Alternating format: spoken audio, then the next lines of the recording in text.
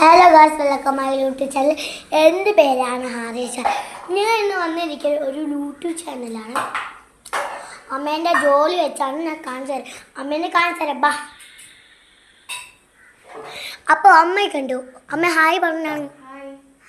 മാതളോ എനിക്ക് വേണ്ടിയാണ് കാണിച്ചാണ്. എനിക്കാണോ?